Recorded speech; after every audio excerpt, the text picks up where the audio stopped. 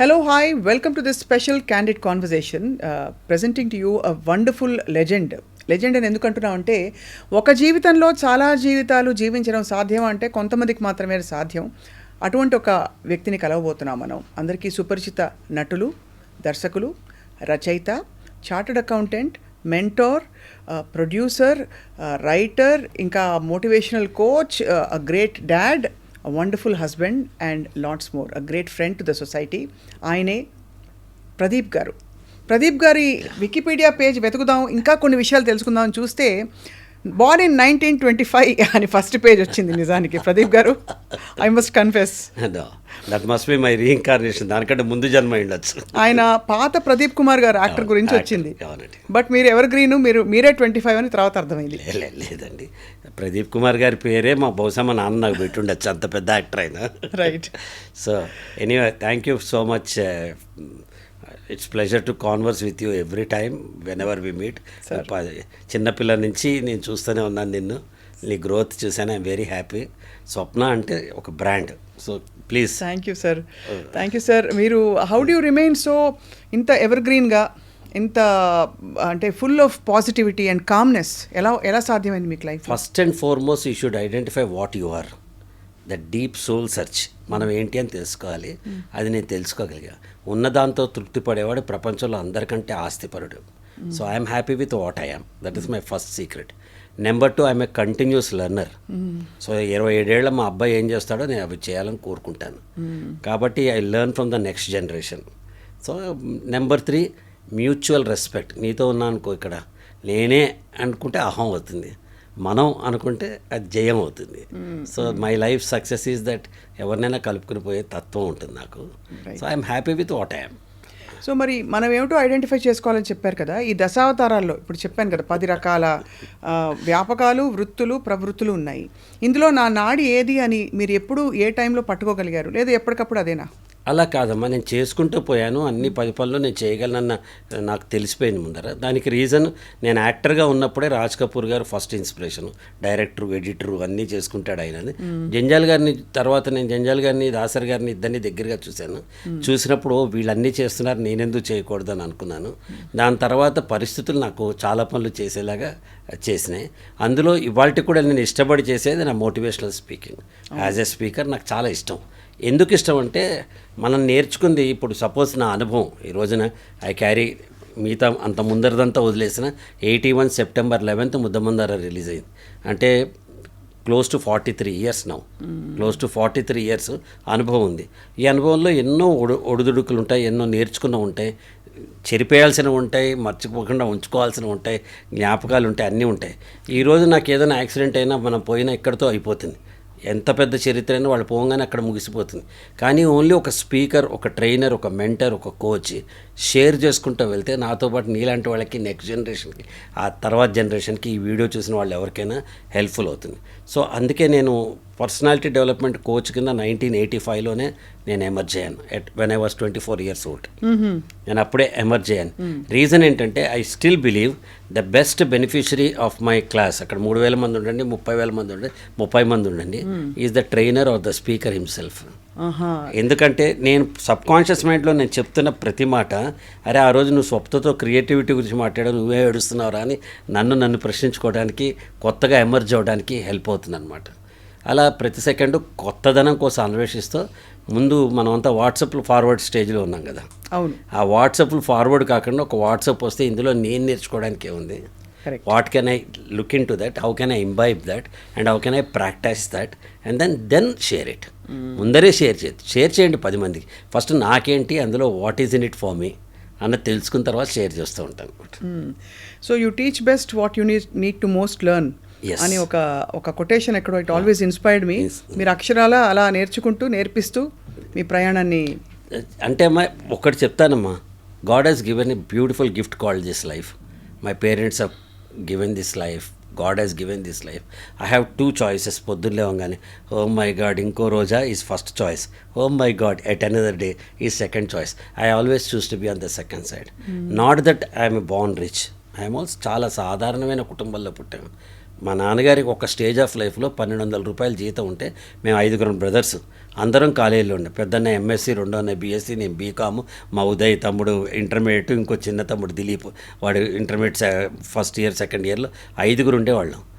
ఒక 1000 రూపాయలతో ఆ రోజులో ఎంతో తృప్తిగా 2 గదులు ఇంట్లో కూడా మనం బతికిన వాళ్ళం ఉన్నాం. అవును. సో అలాంటిది ఒక సాధారణమైన జీవితం నుంచి అసాధారణంగా వెళ్ళటం అంటే కార్లు బంగ్లాలు కాదు.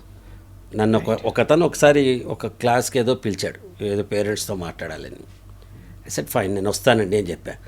ఎప్పుడు 31 మే ఎండలో ఇక్కడ సుందరయ్య విజ్ఞాన కేంద్రం నాన్ ఏసీ హాల్లో, ఎన్నింటికి? సాయంత్రం 4 వస్తానండి, మాట్లాడతా పేరెంట్స్తో అని చెప్పి ఏదో కూలీ మాట్లాడుకుంటాం, కూలీ మాట్లాడుకున్నాం. కూలీ లేకుండా చేయలేం కదా, ఏదో మాట్లాడుకున్నాం. సడన్లీ మార్నింగ్ కాల్ చేసి ఆయన అంటాడు, సార్ కోట్ వేసుకురావాలి సార్ సాయంత్రం అన్నాడు.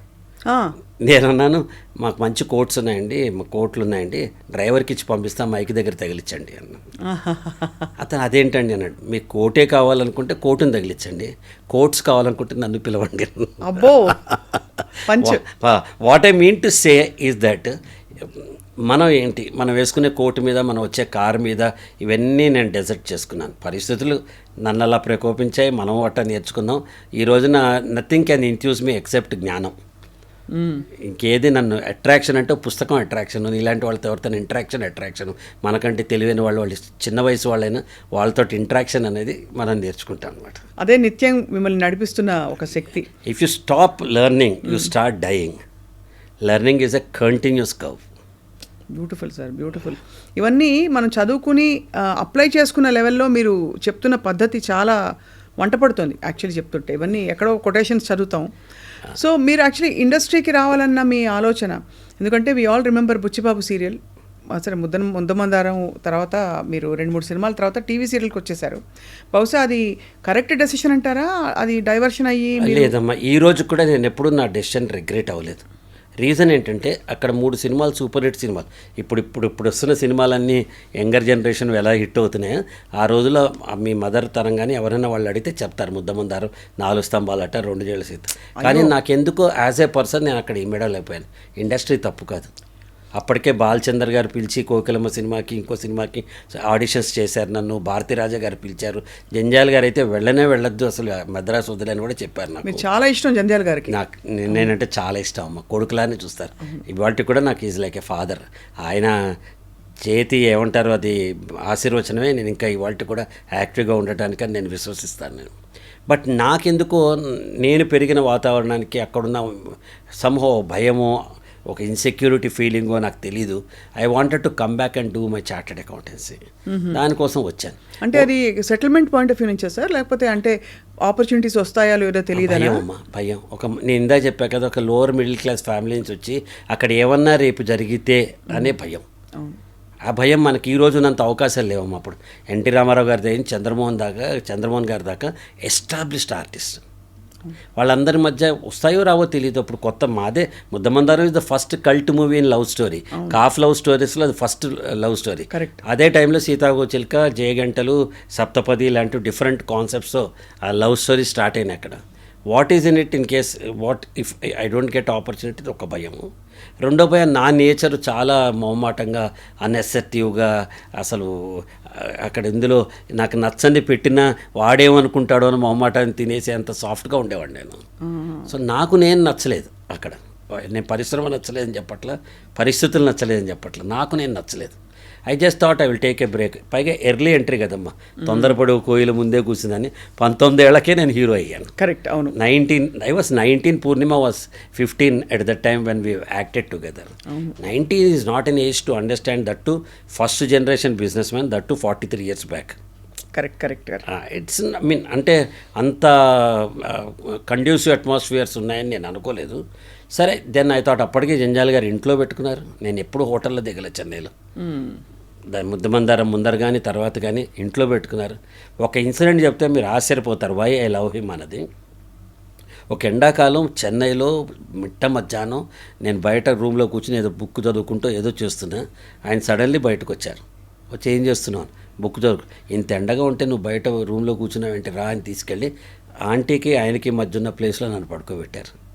ఆయన నాకంటే చాలా పెద్దవారు కాదు, 10 ఏళ్లే పెద్ద, కానీ ఒక కొడుక్కిచ్చిన స్థానం ఆయన ఎప్పుడు నాకు ఇచ్చారు. So how blessed I am. How blessed I am. అవును. సో జంజాల్ గారి పక్కన ఓ నిమిషం నుంచుంటేనే చాలు అనుకున్న రోజుల్లో ఆయనతో పాటు జీవితంలో పార్ట్ అండ్ పార్సలే. ఇవాళ కూడా ఈవెన్ ఎస్టర్డే మిస్సెస్ జంజాల్ గారు నాకు కాల్ చేశారు ఏదో విషయం మాట్లాడడానికి, అంత టచ్లో ఉన్నానమాట. సో అప్పుడు నేను వెనక్కి వచ్చేసి సీఏ చదువుకున్నాను. ఆ సీఏ చదివినప్పుడు నా కష్టాలు మామూలు కష్టాలు కాదు అసలు. ఇంతమంది జనం, ఒక హీరో. అప్పుడంతా చెన్నైలో ఉండేదమ్మా ఇండస్ట్రీ. హైదరాబాద్లో అక్కినే నాగేశ్వరరావు గారు నేను ఇద్దరమే ఉండేవాళ్ళం. కానీ గుర్తుపట్టేవారు అందరూ విపరీతంగా. అదే విపరీతంగా అమ్మ. నేనేమో బస్సులో ట్రావెల్ చేసేవాడిని, మనకి బైక్ కూడా లేదు అప్పుడు. ఆర్డినరీ పర్సన్ నేను. నథింగ్. 3 సినిమాల్లో డబ్బులు ఇవ్వలేదు సార్? ఇచ్చారమ్మా, ఇచ్చింది మా నాన్న. మేము ఉండటానికి కాస్త ఇంటికి వచ్చి రంగు వేయించుకుంటే అయిపోయింది, డబ్బులు వస్తాయి తప్ప. అండ్ ఆ టైంలో డిమాండ్ చేసే వాతావరణం లేదు, మీరు అసలు చేయరు. అసలు లేదు, జంజాల్ గారే చూసుకున్నారు కదా. నాకేం 3 సినిమాలు 5 సినిమాలు యాక్ట్ చేశాను. Whatever they have given we're very confident.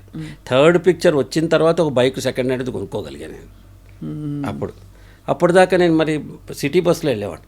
నా బాధ భరించలేక ఒక ఆయన నటరాజ్ గారని, ఇప్పుడు లేరు ఆయన, స్టేట్ బ్యాంక్ ఆఫ్ హైదరాబాద్లో వర్క్ చేశారు. నేను ఎన్ఎండిసికి ఆడిట్కి వెళ్ళేవాడిని, అక్కడ పనిచేసేవారు ఆయన. ఆయన మా ఇంటికి వచ్చి స్కూటర్ మీద నన్ను పికప్ చేసుకుని తీసుకెళ్ళి, మేము ఓల్డ్ సిటీలో ఉండేవాళ్ళం. ప్రేమ చూడండి, తీసుకొచ్చి అటు వచ్చేవాళ్ళు. Then I started realising that నువ్వు సినిమా హీరో అయితే అయ్యో, నువ్వు ఏదో అయ్యో. ఇప్పుడు focus on what position you are in. You are just a student of a chartered accountancy. You need to go to audit, you need to go to canteen there. 100 మంది ఆఫీస్లో పనిచేసే వాళ్ళు ఉంటారు, ఎవరైనా ఉంటారు. లేకపోతే ఒక డబ్బా తీసుకెళ్ళి మనం తినాల్సిందే, చేయాల్సిందే. ఆన్ గ్రౌండెడ్ నేను ఆలోచించడం మొదలెట్ట. ఓ పక్క సినిమా యాక్టర్ కింద వెళ్తే ఫస్ట్ క్లాసులు, ఏసీ రూములు, కార్లు అవన్నీ ఉంటాయి. యాజ్ ఏ పర్సన్ నువ్వు you are just what you are. So 20-22 ఏళ్లకే నాకు ప్రపంచం అర్థం అవటం మొదలెట్టింది. ఎంత వివేకం అంటే మీకు ఆ టైంలో. వివేకం. దెన్ సిఏ ఇంటర్ అయిపోయింది, నేను ఫైనల్ పాస్ కాలేదు. యాక్చువల్ చెప్పాలంటే I'm not a total chartered accountant. ఫైనల్లో ఒక గ్రూప్ అయింది, రెండో గ్రూప్ ఇంకా రాద్దాం అనుకున్నప్పుడు ప్రభు గారు బుచ్చిబాబుతో వచ్చేసారు. అనగనగా ఒక శోభావం. ప్రభు గారు అని దూరదర్శన్లో కెమెరామెన్, తెలియని వాడి కోసం చెప్తున్నాను.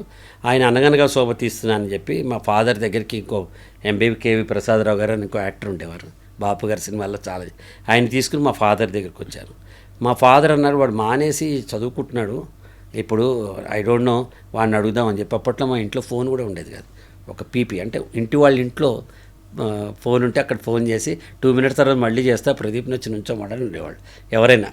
సరే వాళ్ళు వచ్చి చెప్పేవారు, ఎవరో ఒకళ్ళు అటెండ్ అయ్యేవాళ్ళం. ఫోను హైదరాబాద్లో ఫోన్ రావాలంటే 10 ఏళ్ళు వెయిట్ చేయాల్సి వచ్చిన పరిస్థితి అప్పుడు అట్లా ఉండేది. అవును. సో మా ఫాదర్ ఫోన్ చేశారు ఆఫీస్ నుంచి, ఇట్లా వీళ్ళు ఎవరో వచ్చారు, నువ్వు చేస్తావా లేదో, వాళ్ళు మళ్ళీ 5 o'clock రమ్మంటాను మా ఆఫీస్ దగ్గర, నువ్వు వస్తావా, you can talk to them. వస్తాను అన్నాను.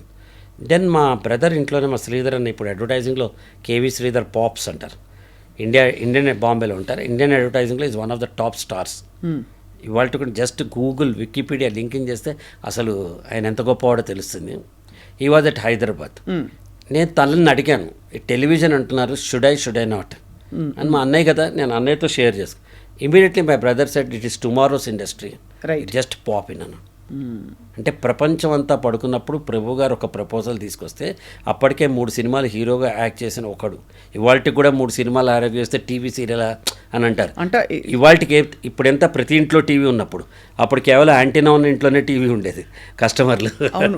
అప్పట్లో సినిమా ఛాన్స్ రావడమే చాలా పెద్దది. అవి సినిమాలు వదిలేసి నేను ఎందుకో టీవీ చేద్దాం అనుకున్నాను. అనగనగా శోభ చేసేటప్పుడు వాళ్ళు ఒక డాక్యూ డ్రామాలనే తీశారు. ఆనెస్ట్గా చెప్పాలంటే ఆయన ఫుల్ ఎఫర్ట్ పెట్టి తీసిన 3 స్టార్ ఎలక్ట్రానిక్స్ బ్యానర్ మీద. Dharmavaram Subrahmanyam was the writer దానికి. అప్పటికి ఇంకా యాక్టర్ కాల. శిల్ప గారేమో హీరోయిన్, శిల్ప నేను హీరోయిన్. అందులో దేవదాస్ కనకాల గారు, పద్మనాభం గారు వీళ్ళు కూడా యాక్ట్ చేశారు. బట్ శిల్ప నేను ఇద్దరు హీరోయిన్. దానికి ఒక డాక్యూ డ్రామా లాగా భాగ్యనగర్ స్టూడియోలో షూట్ చేశారు. షూట్ చేసిన వెంటనే నేను I wanted to venture a bigger project. అప్పటికేంటి, ఇది కేవలం హైదరాబాద్ పరిధిలోనే అక్టోబర్ 13, 18, 18th October బ్రాడ్కాస్ట్ అవ్వడం వల్ల. దీనికంటే ఇది బ్రాడ్కాస్ట్ టెలికాస్ట్ కావడానికి ముందరే నేను బుచ్చిబాబు అనే సీరియల్, నండూరి విఠల్ గారు దూరదర్శన్ డైరెక్టర్గా ఉండేవారు. నాన్నగారికి ఇద్దరికి తెలుసు. నండూరి విఠల్ గారు దూరదర్శన్ డైరెక్టర్. నేను వెళ్ళి ఇట్లా నాకు అప్రూవల్ కావాలి అని అడిగితే ఆయన అన్నారు, నాన్న నువ్వు ఐ వాస్ హార్డ్లీ 24, 25, నువ్వు జాగ్రత్తగా ఆలోచించు, తీసుకో, ఇంకా మార్కెట్స్ ఎమర్జ్ కాలేదు, స్పాన్సర్ సీరియల్ అంటే చాలా రిస్క్ ఉంటుందన్నాడు. I wanted to take a risk అన్న. ఇద్దరు ఫ్రెండ్స్ ఉమేష్ గుప్తా అని ఓం ప్రకాష్ అని, వాళ్ళిద్దరు మార్వాడి నా ఫ్రెండ్స్, చైల్డ్హుడ్ ఫ్రెండ్స్. వాళ్ళు ముగ్గురు ఉన్నారు, ఏం కాదురా అందరం తలో లక్ష వేసుకుని తీసుకుందాం. ఆ రోజుల్లో లక్ష అంటే పెద్ద అమౌంట్ అమ్మ అసలు. అంటే అబౌట్ 85 లక్ష రూపాయలు అంటే పెద్ద. సరే ముగ్గురం పూల్ చేసుకుని ఒక 3 lakhs బ్యాంక్లో వేసి బుచ్చిబాబు అనే సీరియల్ తీశాను. నా అదృష్టానికి ఏమైందంటే కేవలం 8 కిలోమీటర్ల పరిధిలో ఉన్న హైదరాబాదు ఈ ట్రాన్స్మిషను దూరదర్శన్ది సడన్లీ ఆల్ ఓవర్ ఆంధ్రప్రదేశ్ మొత్తం, ఉమ్మడి ఆంధ్రప్రదేశ్ మొత్తం, ఊరు వాడ 42 లో పవర్ ట్రాన్స్మిటర్స్ కనెక్ట్ అయ్యి ఒక్కసారి ప్రతి ఇంట్లో అలా ప్రతి ఇంట్లో టీవీ సంక్రాంతి సపోజ్ 13వ తారీఖు ఇనాగ్రేట్ అయితే 14వ తారీఖు నా ఎపిసోడ్ టెలికాస్ట్ అయింది. బా, వారం రోజుల పాటు చూసేవాళ్ళు నా మా సీరియల్ చూడడానికి. అట్లా వీక్లీ సీరియల్, వీక్లీ సీరియల్ అమ్మ. అప్పట్లో వీక్లీ సీరియల్ అరగంటే 22 నిమిషాలు. అవును, 1 week వెయిట్ చేసేవాళ్ళు. ఎందుకు చిత్రల గారి సినిమా పాటలు చూడడానికి ఇప్పుడు మనం 1 నిమిషంలో ఇలా పెట్టి చూస్తున్న పాటలు ఒక వారం రోజుల పాటు చూసేవాళ్ళు. చిత్రమాల అయితే బహుశా అది లాస్ట్లో తెలుగు పాట వస్తుందని వెయిటింగ్. చిత్రమాల లాస్ట్ 3-4 minutes ఉంది, ఇప్పుడైనా తెలుగు పాట పడుతుందని వెయిటింగ్. రాకపోతే ఆ రోజు డిసప్పాయింట్మెంట్. నేను ఒక ఎగ్జాంపుల్ ఒక ఎక్స్పీరియన్స్ చెప్తాను. నేను బుచ్చిబాబు కుర్రాళ్ళే 2 సీరియల్ తీసాక 3rd సీరియల్ పెళ్లి చూపులు చేశాను. ఆ టెలికాస్ట్ అవుతున్న టైంలో విజయవాడ నుంచి అంబాసిడర్ కార్లో వస్తున్న హైదరాబాద్. అప్పట్లో అంబాసిడర్ కార్లు వేడెక్కిపోవడం, కాసేపు దానికి డ్రైవర్లతో చిత్రమైన హింస ఉండేదన్నమాట. ఆ డ్రైవర్ సూర్యాపేట వచ్చాక ఒక 1/2 hour కావాలి నాకు టైం అన్నాడు. ఇట్ వాజ్ అరౌండ్ 7 o'clock మా సీరియల్ టెలికాస్ట్ అవుతుంది. నేను అటు చూస్తే ఒక ఇంటి మీద పైన యాంటీనా ఉంది. యాంటీనా ఉంటే మన కస్టమర్ గ్యారంటీ వాడు. ఇంకా వెళ్ళి తలుపు కొట్టే సమ్ రెడ్డీస్ ఫ్యామిలీ వాళ్ళు. ఎట్లా నువ్వు ఒక ఆశ్చర్యంగా చూశారు. నేను ప్రదీప్ అండి ఇట్లా సీరియల్ టెలికాస్ట్లో చూద్దాం అనుకుంటున్నాను అన్న. రెండు లోపల తీసుకెళ్తే అమ్మ, లోపల ఇంత పెద్ద హాల్లో 100 మంది చూస్తున్నారమ్మా దాదాపు. అబ్బో, అప్పట్లో ఒక టీవీ ఉంటే చుట్టుపక్కల వాళ్ళందరూ వచ్చి చూసేవాళ్ళు. 100 మంది చూస్తున్నారు. వాళ్ళందరూ ఎలా చూశారంటే నన్ను రాత్రి 11 దాకా వాళ్ళు భోజనం పెడితే కానీ పంపించను. అటువంటి ప్రతి ఇంట్లోనూ వాళ్ళ మనసుల్లో ఓ చిన్న స్థానాన్ని మేమంతా తొలితరం, నేను ఒక్కడనే అని చెప్పను. అశోక్ అవ్వచ్చు, అచ్యుత్ అవ్వచ్చు, అశోక్ రావు అవ్వచ్చు, లేకపోతే ధర్మవరం సుబ్రహ్మణ్యం అవ్వచ్చు, సివిఎల్ అవ్వచ్చు, శిల్ప అవ్వచ్చు, సుధారాయణ అవ్వచ్చు, మా బ్యాచ్లో ఉన్న వాళ్ళని తర్వాత రోజుల్లో రూపాదేవి గారు, మంజులా నాయుడు గారు వీళ్ళవచ్చు. వీళ్ళందరూ ప్రతి ఇంట్లో ప్రతి మనసులో మాకు ఒక కుర్చీ వేసి మమ్మల్ని పెట్టుకున్నారు. Correct sir. ఎందుకంటే అప్పటిదాకా డబ్బిచ్చి కనిపించని స్టార్స్ మనకు డబ్బు లేకుండా ఇంట్లోనే కనిపించటం, వారం కనిపించటం, కథ వినిపించటం, అది ఒక తెలియకుండా ప్రజల జీవితంలో మమేకం అయిపోయాను. అవును, అది నాకు చాలా కిక్ ఇచ్చింది.